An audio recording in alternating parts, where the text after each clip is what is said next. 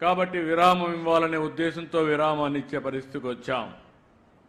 అదే సమయంలో ఒకప్పుడు మీరు విరామం ఇస్తే, ఎందుకంటే మీరందరూ కూడా ఇప్పుడు కూడా సముద్రానికి పోతేనే మీ కడుపు నిండుతుంది, ఒకరోజు పోకపోతే ఆ రోజు పస్తే. అందుకే నేను ఆలోచించిన తర్వాత 14వ సంవత్సరం 15వ సంవత్సరంలోనే వేట విరామం సమయంలో ఆర్థిక సహాయం ఇవ్వాలని నిర్ణయించిన పార్టీ తెలుగుదేశం పార్టీ అని చెప్పి నేను మీకు తెలియజేస్తున్నా. ఆ తర్వాత ఒక 10,000 ఇచ్చారు. 10,000 ఇచ్చారు కానీ చాలా ఉపన్యాసాలు చెప్పారు. ఫిష్ ఆంధ్ర అన్నారు, 300 కోట్లు ఖర్చు పెడతా ఉన్నారు. ఏం పెట్టారో నాకైతే అర్థం కాలేదు. ఏ మత్స్యకారుడి జీవితమైనా బాగుపడిందా అని మిమ్మల్ని అడుగుతున్నా, మీకు లాభం జరిగిందా అని మిమ్మల్ని అడుగుతున్నా. ఈరోజు నాకు కష్టాలున్నాయని నేను చెప్పచ్చు కానీ నేను చెప్పను. అందుకే 1,29,178 కుటుంబాలకి 20,000 చొప్పున 259 కోట్ల రూపాయలు మీ అకౌంట్లో ఈరోజు నేను వేశానని చెప్పి కూడా నేను మీకు తెలియజేస్తున్నాను. నేను కూడా బటన్ నొక్కచ్చు,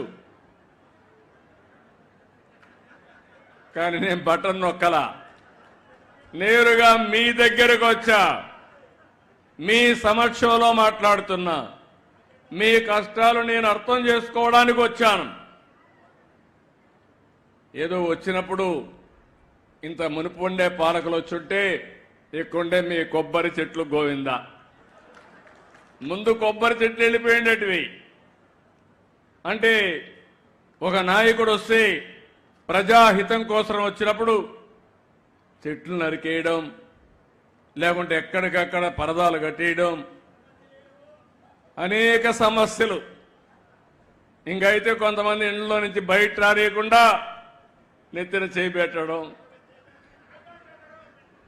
ఇలాంటివన్నీ కూడా నేను ఒక నెగతాళు చేయడం లేదు. కానీ నేను చెప్పేది ఏంటంటే, ఎప్పుడు కూడా ప్రభుత్వం అనేది ఒక బాధ్యతగా ఉండాలి. ప్రజల ఆదాయాన్ని పెంచాలి, మీ జీవన ప్రమాణాలు మెరుగుపరచాలి. నేను విశాఖపట్నం భోగాపురం ఎయిర్పోర్ట్ ఇచ్చాను. నేనుంటే 1 సంవత్సరంలో పూర్తయ్యేది. వీళ్ళు వచ్చారు, మొత్తం మార్చారు. ఏమైనా వచ్చిందంటే రాలేదు. మళ్ళీ నేనే వచ్చి దాన్ని పూర్తి చేసే పరిస్థితి ఇప్పుడు వచ్చింది. రాబోయే రోజుల్లో ఈరోజు ఇంకొక విషయం కూడా గుర్తుపెట్టుకోవాలి. ఒకప్పుడు రామ్మోహన్ నాయుడు గారి తండ్రి ఎర్రమనాయుడు గారు కేంద్ర మంత్రిగా ఉండి శ్రీకాకుళానికి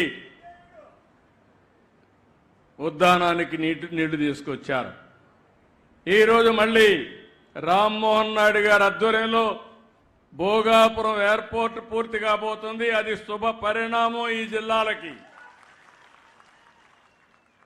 ఈరోజు కేంద్రంలో 2 మంత్రులుంటే, ఒక కేబినెట్ మినిస్టర్ ఉంటే, ఆ కేబినెట్ మినిస్టర్ని నేను రామ్మోహన్ నాయుడుకి ఇచ్చానంటే, ఈరోజు నేను ఇచ్చిన తర్వాత నిన్న ఢిల్లీకి పోతే కూడా మీ రామ్మోహన్ నాయుడు అండి బ్రహ్మాండంగా పనిచేస్తున్నాడు, చాలా బాగా పనిచేస్తున్నాడు అభినందించే పరిస్థితికి వచ్చారు.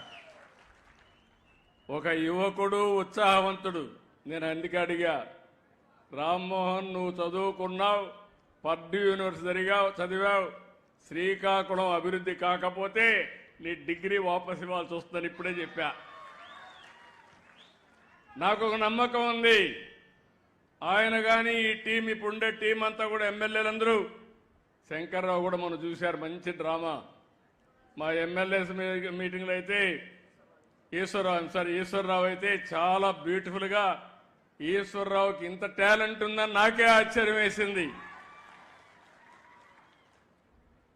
అలాంటి ఇప్పుడు కూడా మీతో మాట్లాడినప్పుడు చూశారు, ఎంత కన్విన్సింగ్గా మనసు కరిగిపోయేట్టుగా చాలా మీ సమస్యలన్నీ పూసకొచ్చినట్టు చెప్పగలిగాడంటే ఒక ప్రజాప్రతినిధికి ఉండవలసిన లక్షణాలు ఇవని చెప్పి కూడా నేను మీకు తెలియజేస్తున్నా.